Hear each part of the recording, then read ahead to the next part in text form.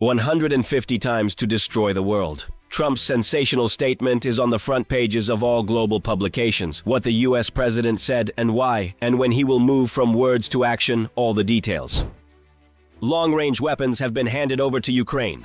The president has changed his decision. A final point has been put in the much-discussed issue. The most powerful weapon is in the hands of the Ukrainian armed forces. Ukrainian drones have humiliated Russian defense. This has never happened before. 4 hits in the same place. Where and why are they hitting there specifically? Moscow is preparing a new special operation. Wagner mercenaries spotted in Estonia. Europe is on edge. A stab in the back from an ally who profited from Russia's problems, and those interested in the collapse of the Russian economy are increasing. The Kremlin did not expect this. The army has started seizing personal vehicles whose possessions will be taken and what danger this might save from. About these and other main events of the evening of Monday, the 3rd of November. The president of Finland has decided to offer the world a new platform for negotiations and invites Trump, Putin, and Zelensky to Africa. Alexander Stubb stated that he is ready to organize a meeting of leaders during the G20 summit in Johannesburg at the end of November. In his opinion, Africa is a neutral territory where the parties may have a chance to at least start a dialogue. If there is progress here, the next possible point will probably be the G20 summit in South Africa. Until then, I see no conditions for a meeting between Putin and Trump, but it depends on them. The Finnish leader emphasized that without personal contact between the presidents of the USA, Ukraine, and Vladimir Putin, movement towards peace is impossible, and a new negotiation point far from Europe may reduce the level of tension. In Helsinki, the initiative is called a diplomatic experiment, an attempt to restore trust and launch a process that stalled after the failure of the Budapest meeting. Do you believe in the success of this event? Do you believe that Putin can really fly to Africa? Write your answers in the comments. It is very important. The final decision regarding long-range weapons has finally been made. A point has been put in the long-standing issue. Britain decides to strengthen Ukraine with missiles that will hit the occupiers' rear hard. According to Bloomberg, a huge batch was recently delivered and is planned for the entire winter, when an increase in Russian attacks on infrastructure is expected. The number of missiles is not disclosed. Storm Shadow. Missiles with a range of more than 250 kilometers are capable of effectively bypassing air defenses. The missile flies at an extremely low altitude, skirting the terrain, and is capable of penetrating fortified underground targets. Ukraine has already used them against targets on Russian territory, including a strike on a chemical plant in October. London's decision coincided with the West's promises to support Kyiv longer than Moscow can withstand sanctions. The Ukrainian Defense Forces are reaching a new record. To shell the same oil refinery 4 times in 2 months is already a diagnosis. This time, the Saratov oil refinery of Rosneft, one of the largest in the European part of the country, was hit again. According to Astra and Dnipro OSINT analysts, drones hit the AVT-6 unit where a fire broke out. Another drone was stopped by an anti-drone net. Local residents reported explosions and sirens and the operation of air defenses in Saratov, Engels, and neighboring areas. The Ministry of Defense of the Russian Federation stated that it intercepted 29 drones, but at the same time, the Saratov airport was closed at night and the carpet plan was introduced in the Penza region. Besides Saratov, drones attacked the Rostov, Volgograd, Belgorod regions and Stavropol territory last night. According to the Ministry of Defense, 64 drones were shot down over Russia. The Saratov refinery processes about 140,000 barrels of oil per day and supplies fuel to a significant part of central Russia.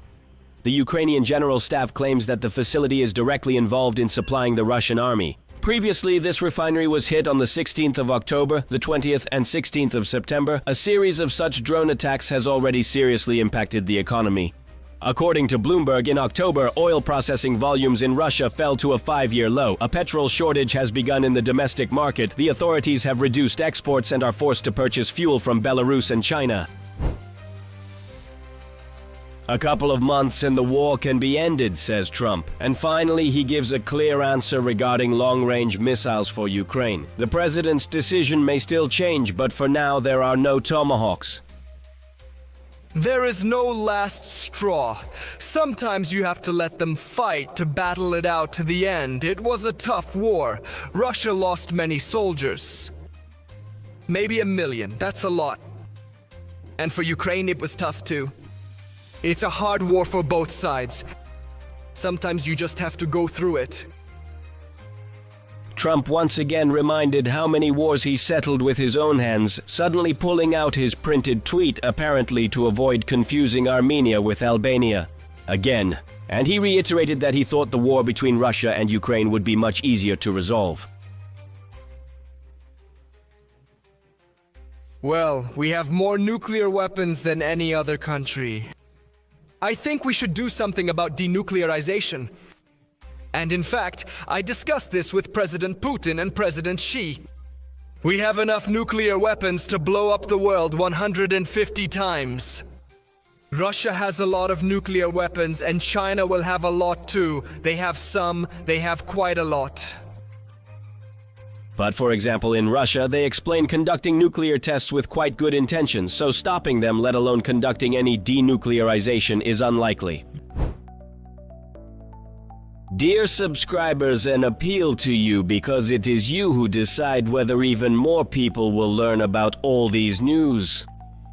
Every subscription, every like, every repost, every comment longer than 6 words, and every full view of the video helps promote our videos among hundreds of thousands of new users. Thus, even more people will learn the truth thanks to you.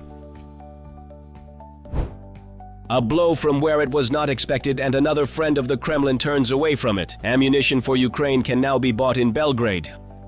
The Serbian president offered Europe to buy all the ammunition stocks from his country and does not object if they then end up in Ukraine.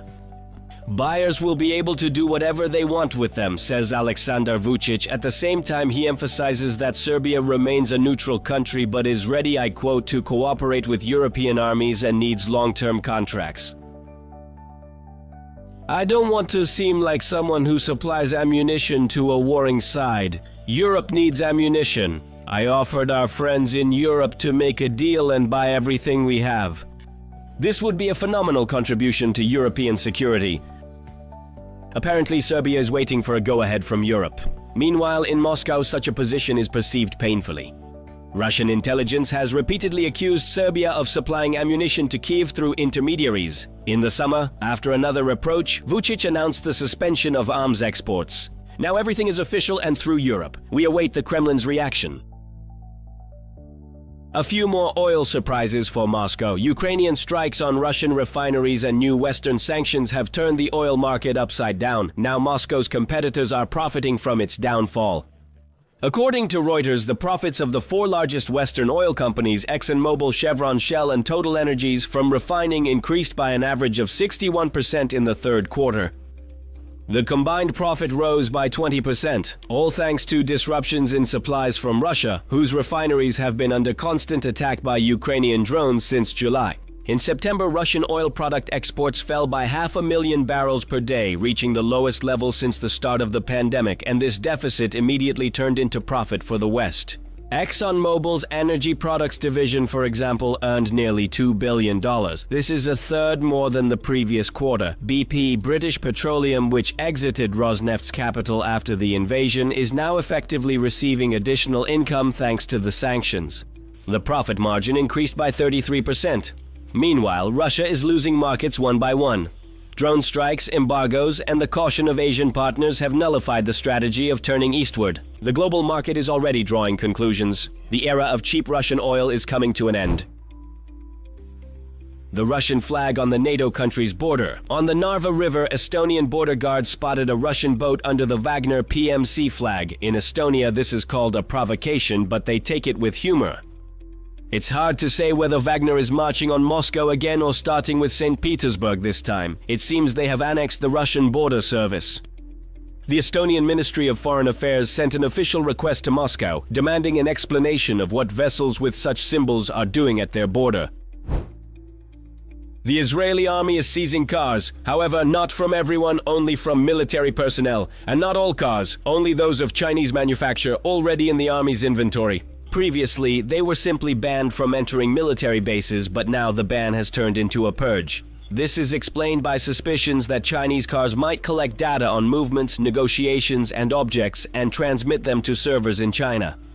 According to sources, the military has technical grounds to believe that some models are equipped with hidden communication modules. This process will continue until the end of the first quarter of 2026. Officially, the measures are called preventive, but behind the scenes there is talk of growing distrust of Chinese technology in general, from surveillance cameras to electric cars.